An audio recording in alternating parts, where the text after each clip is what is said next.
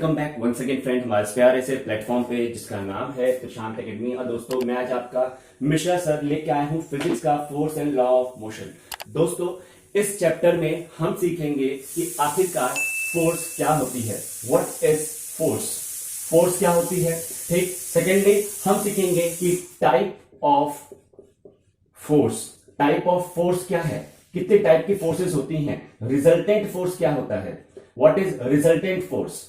और साथ ही साथ हम कुछ आगे बात करेंगे न्यूटन्स लॉ के बारे में। दोस्तों इस चैप्टर से आप ये जानेंगे कि आखिरकार why a certain body is in the motion. तो ये चैप्टर आपके लिए बहुत ही ज्यादा इंपॉर्टेंट है, ये टॉपिक आपके लिए बहुत ज्यादा इंपॉर्टेंट, बहुत ज्यादा स्कोरिंग है, क्योंकि with this topic you will score at least 15 marks in your exam. अलग अलग डायरेक्शन से, न्यूमेरिकल से, डेरिवेशन से आप एटलीस्ट 10 to 50 मार्क्स स्कोर कर सकते हैं इस टॉपिक से। तो क्यों ना हम इस टॉपिक को बहुत ज्यादा इंपॉर्टेंट मान के बहुत ज्यादा ध्यान से पढ़ें और समझें।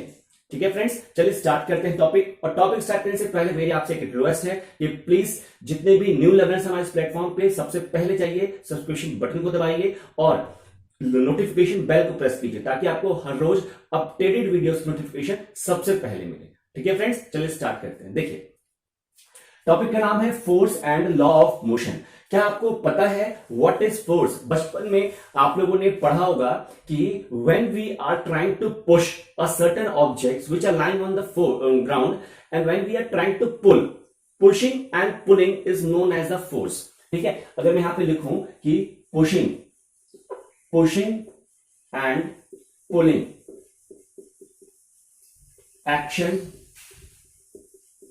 is known as force. But what about another things about the force? Force के बारे में और क्या जानकारियां हैं? आप क्लास 9th में हैं, this topic is of class 9th। ठीक है, ये क्लास 9th के रेफरेंस में आप पढ़ रहे हैं कि force and law of motion. तो क्लास 9 के कंसर्न में आपको अगर फोर्स के बारे में और कुछ इंफॉर्मेशन देंगे, you are trying to give certain other information about what is force, तो आप क्या बताएंगे? देखिए force is nothing but the pulling and pushing is action of the certain body is known as force। लेकिन force क्या है? एक physical quantity है। ठीक है, physical quantity, one of the physical quantity है फोर्स। ठीक है, साथ ही साथ यहां पे एक्स्ट्रिक मार के चल रहा हूं। ठीक है, साथ ही साथ ये क्या है? वेक्टर क्वांटिटी भी है, वेक्टर क्वांटिटी और फिजिकल क्वांटिटी। अब अगर मैंने इसको वेक्टर क्वांटिटी बोल दिया है तो you better know about that in a vector quantity we have both magnitude as well as direction. हमारे पास मैग्नीट्यूड के साथ साथ डायरेक्शन भी होती है। तो यहां पे मैं करूंगा मैग्नीट्यूड एंड डायरेक्शन, दोनों हमारे पास है। ठीक है, अब अगर मैं इसका बोलूं कि आपके पास यूनिट क्या है इसकी, ठीक है, यूनिट, तो आप बोलेंगे सर न्यूटन ने ही फोर्स की हमें न्यूटन ने ही हमें फोर्स के बारे में जानकारी दी थी। आप ये जो है लॉ ऑफ मोशन, ये भी न्यूटन्स लॉ ऑफ मोशन है, तो न्यूटन ही इसकी यूनिट होती है। ठीक है, तो यूनिट क्या है इसकी? न्यूटन। बट ये न्यूटन से पहले इसका यूनिट क्या है? एक और यूनिट है इसका, ठीक है, जिसको बोलते हैं हम एमकेएस या सीजीएस के इसमें। ठीक है, वो कैसे? देखो एफ क्या होता है? होता है मास इनटू एक्सेलरेशन। ये कहां से आया? I will tell you in another short videos known as Newton's second law of video. Second law of motion में जब वो वाला वीडियो कराऊंगा मैं आपको, तो मैं बताऊंगा आपको कि ये फॉर्मूला आया कहां से। अभी आप देखिए, ये होता है मास और ये होता है एक्सेलरेशन। ठीक है, तो मास का यूनिट क्या है? केजी। एक्सेलरेशन का यूनिट क्या है? मीटर पर सेकेंड। तो फोर्स का यूनिट क्या हो गया? केजी मीटर पर सेकेंड। तो यहां पे आप देखिए इसकी अनदर यूनिट केजी मीटर पर सेकेंड। ये दोस्तों कुछ और पॉइंट्स हैं फोर्स के बारे में जिसको हमें याद करना बहुत मैंडेटरी है। अगर एग्जाम में आता है डिफाइन फोर्स 1 नंबर का या 2 नंबर का, और आपने इस तरीके से डिफाइन किया है तो definitely you will get full marks. ठीक है, यहां तक तो बात सही है। दूसरी बात यह है कि आपको इसके बारे में अप एंड डाउन सारे पता होने चाहिए कि फोर्स कितने टाइप की होती है, रिजल्टेंट फोर्स क्या होता है, what is the different type of forces. चलिए आइए हम उसके बात करते हैं। यहां पर स्नैपशॉट ले लीजिए। ठीक है, चलिए अगर मैं बात करूं डिफरेंट टाइप ऑफ फोर्सेस की, तो वो क्या है? आपने अगर किसी एक सर्टेन बॉडी पे फोर्स लगाया, देखिए ध्यान से देखिए, अगर मेरा ये ऑब्जेक्ट रखा हुआ है ऑन द ग्राउंड, ठीक है, ये ग्राउंड पे मेरे एक ऑब्जेक्ट रखा हुआ है। When you are applying the pushing force from this corner of the ground object, तो यहां पे आप करोगे F1, F1 फोर्स आप लगा रहे हो from this corner of the object. Where does the object move, कहां मूव करेगा? आप बोलोगे सर इस तरफ मूव करेगा, राइट हैंड साइड। ठीक है, मान लिया ऑब्जेक्ट आपका राइट हैंड साइड मूव कर दिया। अगर अब आप यहां पर फोर्स न लगा के you are applying the force from here, where does the if F2 force is acting on the object, अब आपका ऑब्जेक्ट किस साइड मूव करेगा? आप बोलोगे sir left hand side move करेगा। ठीक है, ये चीज तो कंडीशन समझ में आ रही है। बट अब अगर मैंने यहां से भी एक फोर्स लगा दिया, ये F1 था पुराना वाला, नया वाला आपका F2 है। अब बताइए, एक ऑब्जेक्ट पे ही फोर्स यहां से भी लग रहा है और सेम टाइम पे यहां से भी लग रहा है, अब ऑब्जेक्ट कहां जाएगा?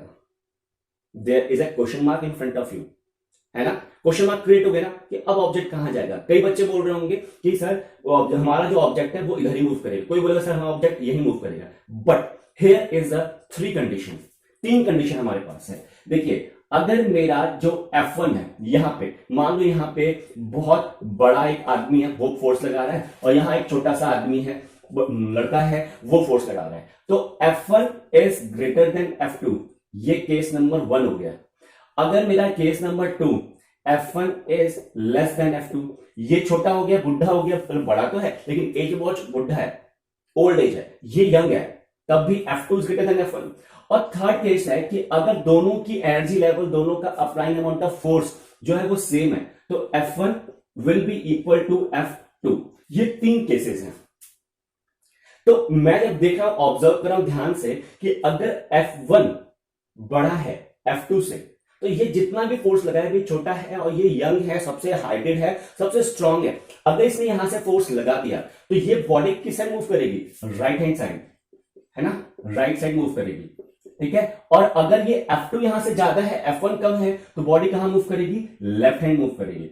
और अगर ये दोनों इक्वल है तो बॉडी नो मोशन होगा, बॉडी में क्या होगा? No motion. तो बेटा in the case 1 and case 2 there is a certain motion, and motion is due to the unbalanced force. There is not a balance between the two side. हम कहते थे ना मैथ्स में RHS और LHS, तो RHS और LHS कोई बराबर नहीं है। There is an imbalance, there is an unbalance between the two sides, and when there is an imbalance between the two sides, the body can be moved right or can move left according to the amount of force acting on that particular body. समझ में आया? तो इस type of forces को क्या कहते हैं? Unbalanced force. ठीक है, तो ये दोनों हमारा, ये दोनों क्या कहलाएंगे? Unbalanced force. ठीक है, इसको मैं रब कर रहा हूं यहां तक, और इसको कहते हैं हम बैलेंस्ड फोर्स। Balanced force. अब डेफिनेशन देखिए क्या है। In unbalanced force the body is trying to move either in the right direction or in the left direction because an uneven amount of force is acting on a particular body at a particular time. ये तो हो गया इसका definition unbalance का। अब balance में आ जाइए। In a balance condition or a balanced force, when the balanced force is acting on a particular object which are lying on the ground, the number of forces acting on a particular object at a particular time will be equal, and there is no motion in an object, and maybe its shape can be changed. For example, अगर आप balloon लेते हैं, balloon, ठीक है, ये balloon है, खूब बड़ा सा ऐसा बैलून उगा है, ठीक है, आपने इसको दोनों तरफ से ट्राई टू प्रेस, उसको प्रेस करना चाह रहे हो, तो what you will you do? जैसे प्रेस करना चाहोगे तो यहां से भी फोर्स जा रहा है, यहां से भी फोर्स जा रहा है, तो क्या हुआ? आपका बैलून का मे बी शेप चेंज हो रहा है ना, चेंज हो रहा है, बट क्या बैलून लेफ्ट राइट मूव कर रहा है? नो। रबर बैंड है, आप उसको पुल कर रहे हो, दो तरफ से खींच रहे हो, उसका शेप तो चेंज हो गया ना, है ना, लेकिन क्या वो मूव कर रहा है? अपना ऑब्जेक्ट डिस्प्लेस हो रहा है, यहां से था रबर बैंड, यहां चला गया ना।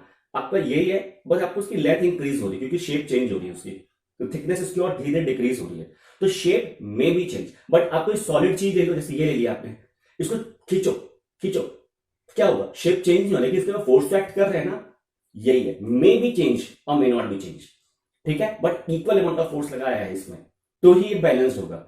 अगर अनइक्वल अमाउंट ऑफ फोर्स लगा दिया तो क्या होगा, ये इम्बैलेंस हो जाएगा, अनबैलेंस हो जाएगा। समझ में आया? तो बैलेंस और unbalance they are the two type of forces. समझ में आया? Now coming to the point resultant force. ठीक है, अब क्या पढ़ेंगे हम? रिजल्टेंट फोर्स पढ़ेंगे। देखिए ये हो गया ना, इसको क्लिक कर लीजिए। रिजल्टेंट फोर्स क्या है, इसकी मैं पहले आपको डेफिनेशन लिखवाऊंगा, ये बहुत इंपॉर्टेंट डेफिनेशन है। दैट इज, देखिए, द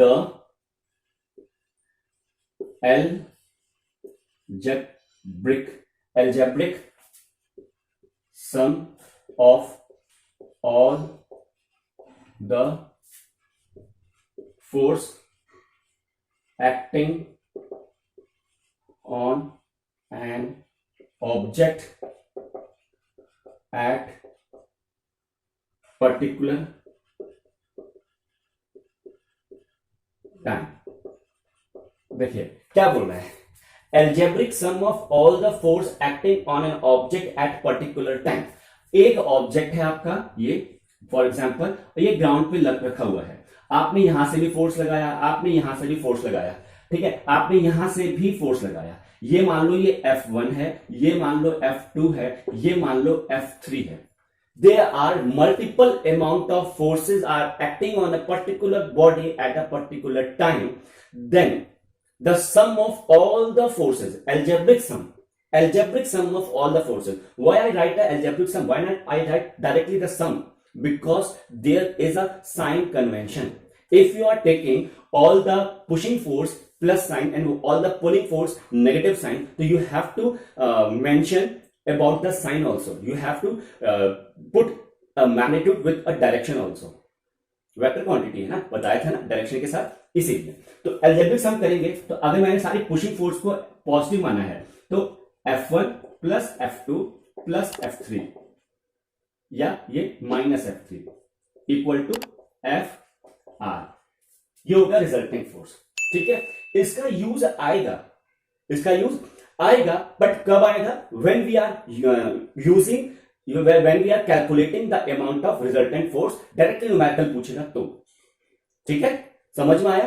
तो आज के लिए आपने क्या सीखा, फोर्स क्या है, टाइप ऑफ फोर्सेस क्या है और रिजल्टेंट फोर्स क्या है। In the next chapter video we will discuss about what is inertia and we are going to study about law of Newton's law of motion. समझ में आया? तो वो टॉपिक बहुत इंपॉर्टेंट है, उसको जरूर पढ़िएगा। ठीक है फ्रेंड्स, तब तक के लिए टेक केयर, बाय बाय। मिलते हैं नेक्स्ट वीडियो में एक धमाकेदार सेशन में, तब तक के लिए take care and bye bye.